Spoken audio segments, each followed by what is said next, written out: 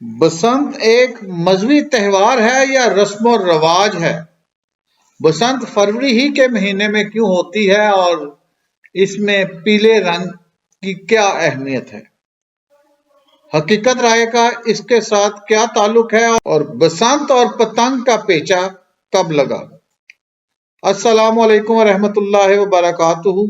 नाजरीन, बसंत असल में संस्कृत जुबान का लफ्ज है वसंत।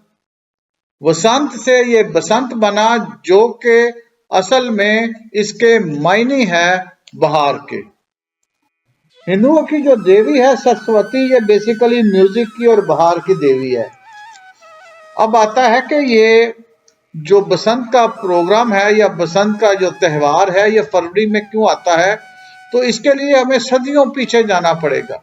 ग्रीक की तहजीब के अंदर अगर हम देखते हैं तो जैसा कि हमने पिछले प्रोग्राम में महीने के नामों के हवाले से बताया था कि जनवरी और फरवरी वहां पर फेस्टिवल के दिन थे। फरवरी वैसे भी फेबरा से है, जिसका मतलब ही बहार का फेस्टिवल है। तो यूनान से ये जो कल्चर है ये हिंदुइज्म में आता है और हिंदुओं के यहाँ भी बहार के मौसम में फेस्टिवल मनाना शुरू कर दिया, फसलों की उगाई का। नाज़रीन इकराम, अब इन फेस्टिवल्स को अगर हम देखते हैं तो जब इंसान अपनी तरक्की के मराहिल तय करते हुए सोशलिज्म और माशरती जिंदगी की तरफ आया तो उन्होंने अपनी खुशियां और गमियां सेलिब्रेट करनी शुरू की। तो ये त्यौहार तब से चल रहे हैं। फिर इन त्यौहारों पर वो अपने देवी देवताओं को याद करते। हिंदुओं के यहाँ जो उनकी देवी है सरस्वती, तो ये लोग उसकी पूजा करते मग के पहले 5 दिन। देसी माह है मग, उसके पहले 5 दिन जो पूजा करते उसे बसंत पंचमी कहा जाता। तो यूं ये जो प्रोग्राम है बसंत का, ये फरवरी के महीने में इंग्लिश और देसी माह जो मग है उसके पहले 5 दिनों में हिंदुओं की पूजा होती है। तो इसे हम इस एतबार से उनका एक मजहबी त्यौहार कह सकते हैं। मगर इस त्यौहार में किसी भी तौर पर पतंग नहीं थी। अब जो काइट फ्लाइंग का हम देखते हैं बैकग्राउंड, तो वो कोई 2000 साल पुराना है जो चाइना के अंदर है। चाइना के अंदर उनकी एक डायनेस्टी है हान। उन्होंने काइट फ्लाइंग को इस्तेमाल किया जंग के अंदर दुश्मनों के साथ अपना फासला नापने के लिए। बहरहाल काइट फ्लाइंग की हकीकत चाइना में है, 2000 साल पुरानी। चाइना ही के अंदर सबसे कदीम पेपर तैयार हुआ था। तो ये चाइना का कल्चर हिंदुस्तान के अंदर मुस्लिम हुक्मरान लेकर आए। मुस्लिम हुक्मरानों में स्पेशली मुगल हुक्मरानों ने जब यहाँ पर आकर अपनी हुकूमत की तो वहाँ के उस वक्त के हुक्मरान पतंग उड़ाया करते थे और ये पतंग वो फरवरी के ही महीने में उड़ाते, बहार की आमद के ऊपर, क्योंकि मौसम खुशगवार होता है, धूप ज्यादा नहीं होती, सर्दी ज्यादा नहीं होती, हवा भी एक खास मुतवातर तरीके से चलती है। तो वो फरवरी के महीने में पतंग उड़ाया करते और ये पतंग कटकर जब महल के बाहर जाती तो गरीब बच्चों की ईद हो जाती। तो वो जो बच्चों के अंदर एक तजस्सुस था, वो तजस्सुस खत्म होते होते 1000 साल लगा। उसके बाद हर गली हर मोहल्ले में हिंदुस्तान के जो पुराने शहर है, जिसमें गुजरात है, जिसमें लाहौर है, जिसमें अमृतसर है, जिसमें लखनऊ है, पतंगबाजी अपने अरूज को गई। अब यहाँ पर हम फिर एक और डिस्कस करते हैं कि ये जो मुस्लिम बहुत से स्कॉलर्स कहते हैं कि पतंग का त्यौहार हिंदुइज्म से था, तो पतंगबाजी बसंत का हिस्सा नहीं थी।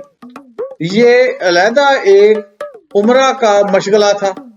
जैसा कि हम बता चुके हैं, मग के पहले 5 दिन वो अपनी देवी की पूजा करते जिसे बसंत पंचमी कहते, और बसंत पंचमी के साथ ही पतंगबाजी आ गई। तो ये जो आपस का एक इत्तेहाद हुआ, ये कल्चरल रेवोल्यूशन के तौर पर बहुत कामयाब हुआ। इबादत वाला पहलू हिंदुओं का दब गया। मुसलमानों के हुक्मरानों के आने के बाद ये पतंगबाजी अपने अरूज को पहुंच गई और रंजीत सिंह के जमाने में बकायदा ایک فیسٹیول ہوا کرتا تھا جس میں پتنگ بازی کی جاتی. اس فیسٹیول کو بہت سے رائٹر حضرات یہ کہتے ہیں کہ ایک سیالکوٹ کا ہندو تھا جو کہ اس کی اتنی زیادہ عمر نہیں بتائی جاتی، اس کی عمر کے حوالے سے مختلف اختلاف ہے، مگر ان کا نام تھا بائی حقیقت رائے، جس کی 1724 کے اندر پیدائش ہوتی ہے اور 1734-35 میں وہ فوت ہو جاتا ہے. ہوتا یہ ہے کہ وہ بلیسمی لا کے حوالے سے کچھ الفاظ ادا کرتا ہے جو مسلم کمیونٹی کو تنگ کرتے ہیں. تو اس وقت کے مسلم حکمران جو کہ مغل گورنمنٹ کے آخری گورنر میں شمار کیے جاتے ہیں، نواب زکریا خان، جب انہیں پتا چلتا ہے کہ انہوں نے توہین مذہب اور غلط زبان استعمال کی ہے تو وہ لاہور میں اس کو پھانسی دے دیتے ہیں، اور جو ہندو کمیونٹی ہوتی ہے وہ خواجہ سعید کوٹ کے پاس اس کی سمادھی بناتے ہیں اور ہر سال مارچ میں اس کے نام کا ایک میلہ لگاتے ہیں جس کو رنجیت سنگھ نے فروغ دیا. تو یہ مختلف پہلوؤں سے چلتا چلتا پتنگ بازی کا سسٹم کسی بھی مذہب کے ساتھ منسلک نہیں ہے. ہر ایونٹ کے ساتھ کوئی نہ کوئی آپس میں لنک ہے جو ہمیں کنفیوز کرتا ہے. ہندوؤں کا مذہبی تہوار وہ ایک علیحدہ ہے، وہ فیسٹیول ہے.